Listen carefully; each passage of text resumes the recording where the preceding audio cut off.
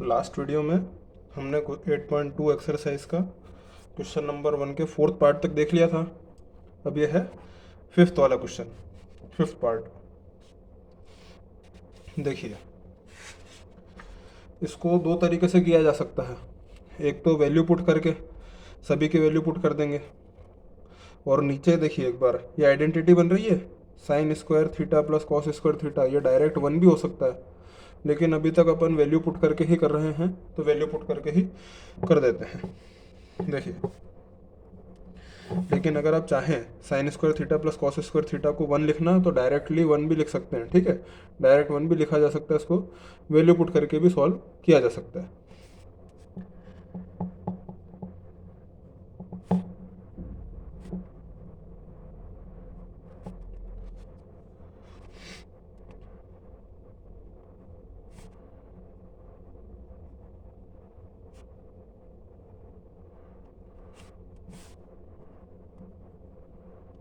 Putting the values using trigonometric table. तो देखिए,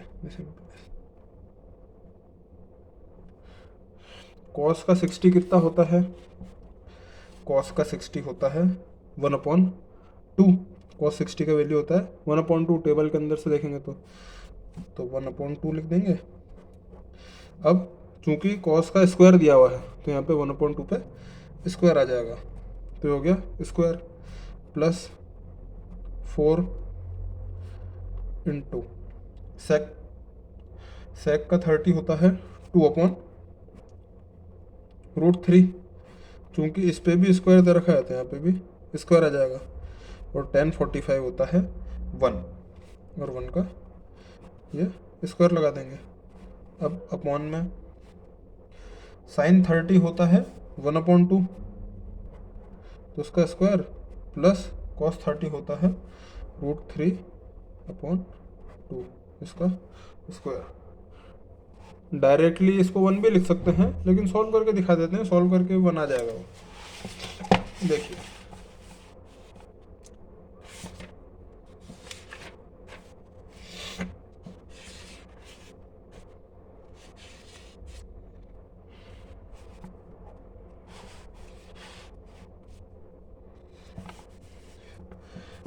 this implies 5 into 1 का स्क्वायर। यहाँ पे देखिए, एक स्टेप इधर नीचे ही कर देता हूँ मैं। 5 इंटू, देखिए 1 का स्क्वायर 1, और 2 का स्क्वायर 4, प्लस 4 इंटू 2 का स्क्वायर 4, और √3 का स्क्वायर 3, और माइनस 1 का स्क्वायर 1 होल अपॉन में।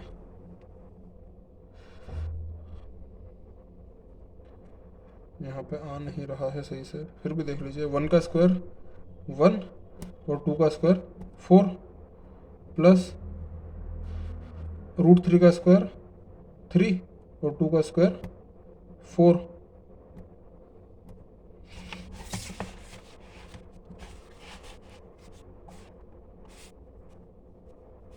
इसको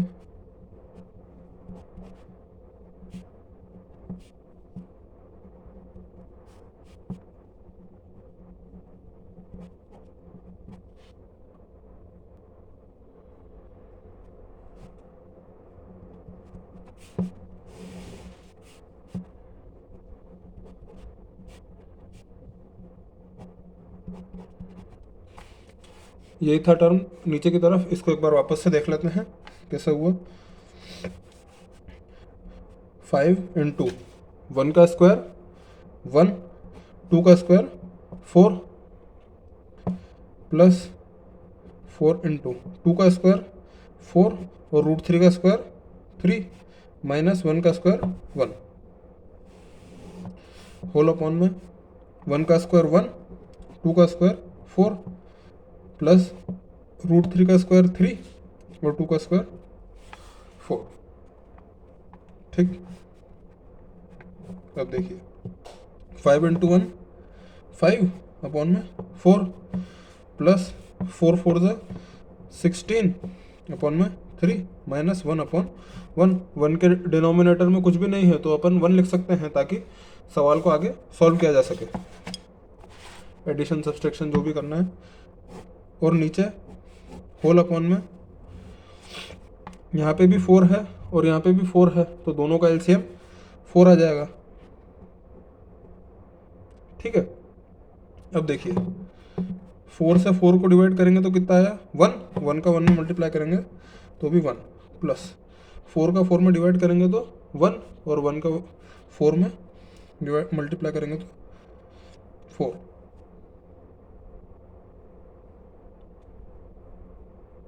सॉरी, 4 का 4 में डिवाइड करेंगे तो 1 और 1 का 3 में मल्टीप्लाई करेंगे तो 3 आएगा।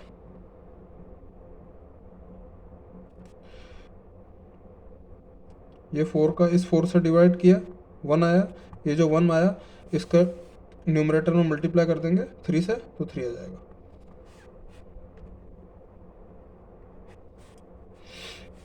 अब देखिए ऊपर वाले में 4, 3 और 1 का एलसीएम 12 आएगा, देख लीजिए करके। 4, 3 एंड 1, 2 से डिवाइड करें इसको, 2 2 ज़ा 4, 3 और 1 एज इट इज़, 2 1 ज़ा 2, 3 और 1 एज इट इज़, 3 1 ज़ा 3, तो 2 2 ज़ा 4, 4 3 ज़ा 12। अब 4 को 12 से डिवाइड करेंगे तो कितने टाइम डिवाइड होगा 3 टाइम, 4 3 ज़ा 12 और 3 को 5 में मल्टीप्लाई करेंगे तो 15, प्लस 3 को 12, 3 से 12 को डिवाइड करेंगे तो 4 टाइम्स डिवाइड होगा और 4 को 16 से मल्टीप्लाई करेंगे तो 16 4 ज़ा 64, माइनस 1 का 12 से डिवाइड करेंगे तो 12 और 12 का 1 में मल्टीप्लाई कर देंगे तो फिर से 12 अपॉन में 3 + 1 4 अपॉन में 4। अब देखिए ये 4 से ये 4 कैंसिल हो गया तो कितना बचा 1।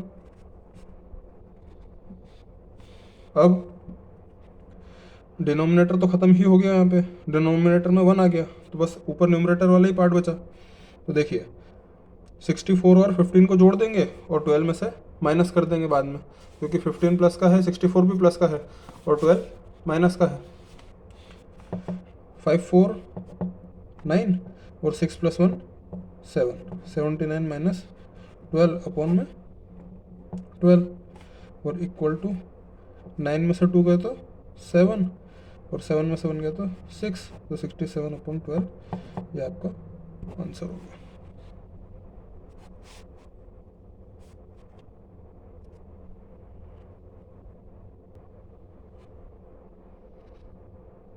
यहाँ पे क्वेश्चन नंबर 1 जिसके 5 पार्ट थे ये कंप्लीट हो गया है। ठीक है, अब हम आगे बढ़ेंगे। क्वेश्चन नंबर 2 है चूज द करेक्ट ऑप्शन।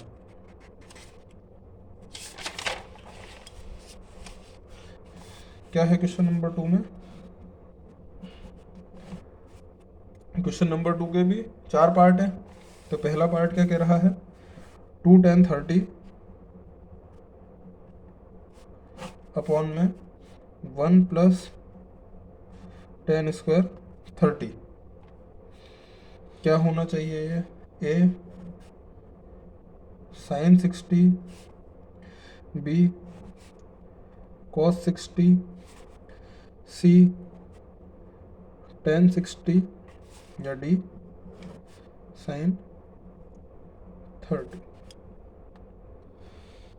इसके भी 2 तरीके हो सकते हैं करने के। नीचे आइडेंटिटी दिख रही है 1 + tan² A = sec² है, ये भी लगा के कर सकते हैं, लेकिन फाइनली फिर वैल्यू तो रखनी ही पड़ेगी। तो इसके अंदर पहले वैल्यू रख के देखते हैं, दूसरे तरीके से भी सीख लेंगे इसे।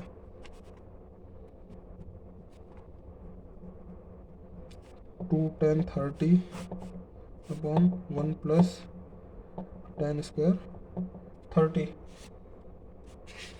अब tan 30 का वैल्यू कितना होता है? tan 30 का वैल्यू होता है 1/√3। तो उसमें वैल्यू पुट कर देंगे, putting the values by using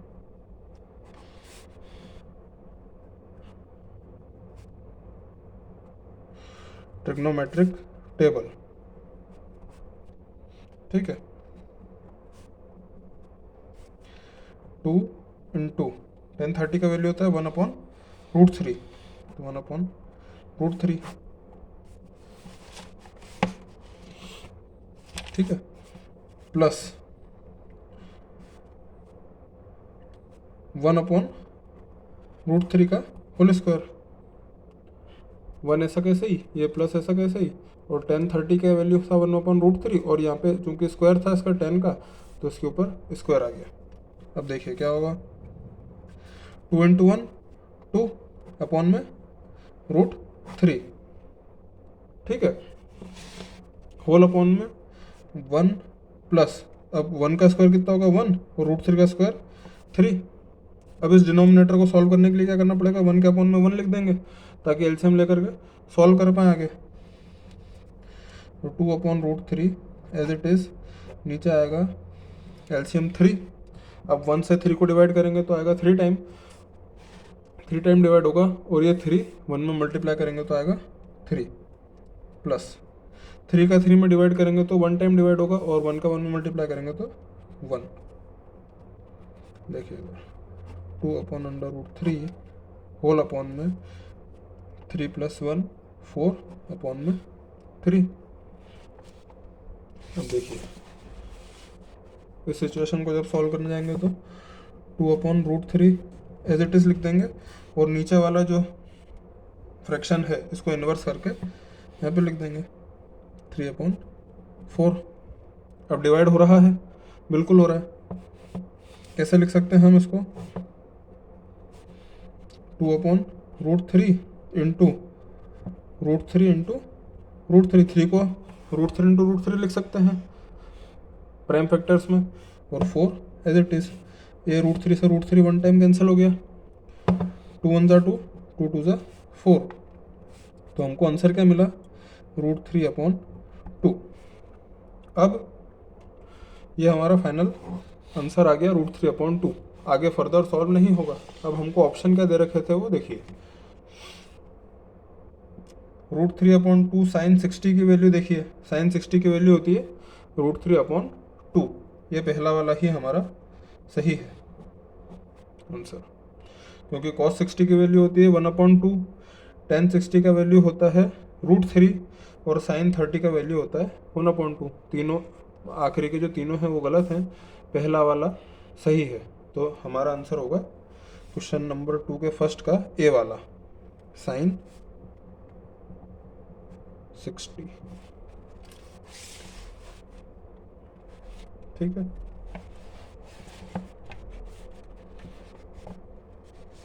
अब सेकंड वाले की तरफ जाते हैं।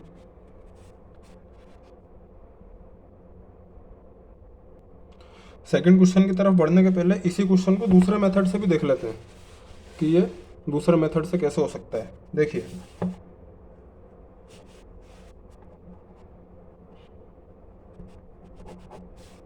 ठीक है, हमने ट्रिग्नोमेट्रिक आइडेंटिटीज क्या पढ़ी थी, 1 + tan square a = sec square a, ये हमने पढ़ी थी।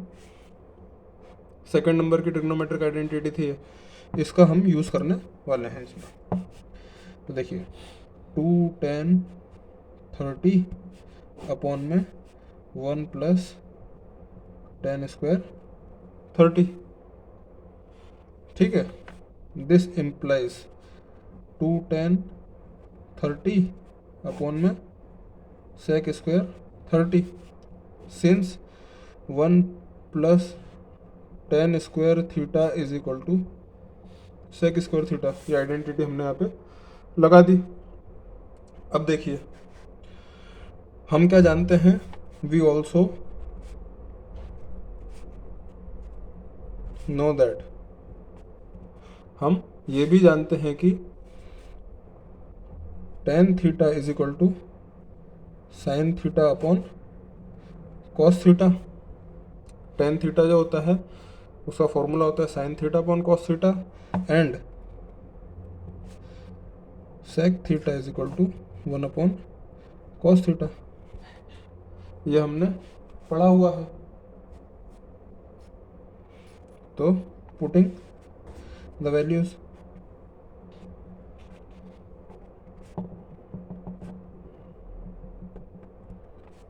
ठीक है। देखिए 2, अब tan 30 है तो क्या हो जाएगा sin 30 अपॉन में cos 30, ठीक। इसके होल अपॉन में sec स्क्वायर 30 है तो 1 अपॉन cos स्क्वायर 30 हो जाएगा, क्योंकि sec थीटा क्या होता है 1 अपॉन cos थीटा होता है, इक्वल टू में 2 sin 30 अपॉन में cos 30 into cos square 30 upon में 1। ये इन्वर्स होकर के ऊपर आ गया मल्टीप्लिकेशन में, ठीक है।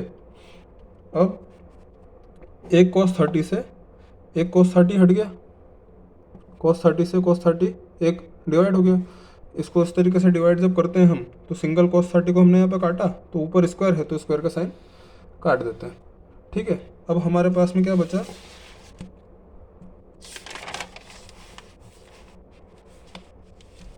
टू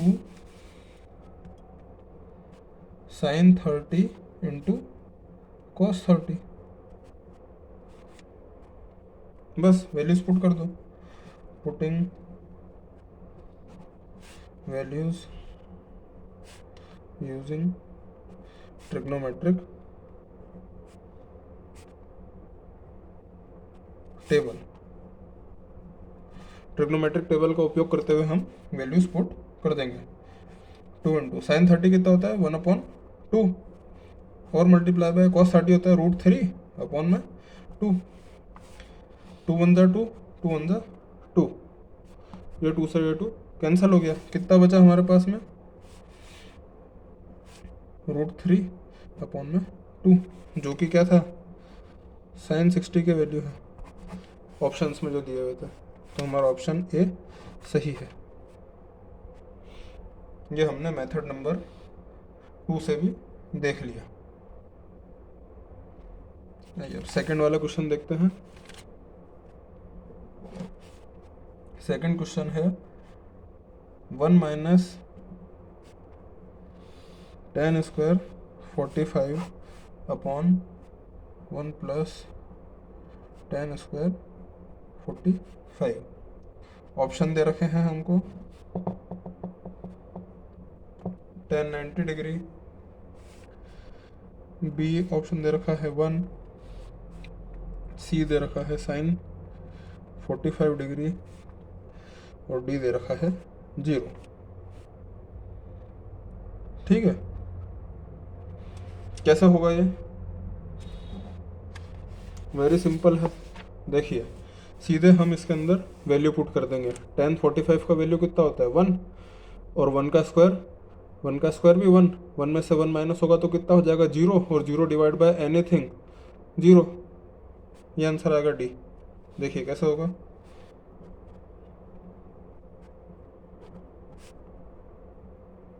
वैल्यूज यूजिंग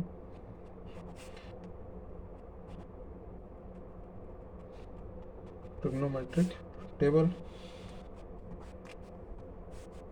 1 माइनस 1 का स्क्वायर अपॉन में 1 प्लस 1 का स्क्वायर, ठीक है, क्योंकि tan 45 का वैल्यू 1 होता है।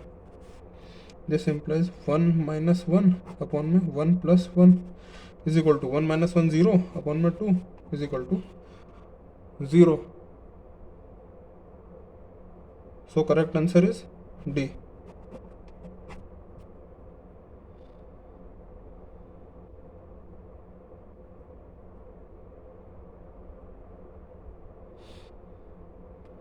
ठीक है,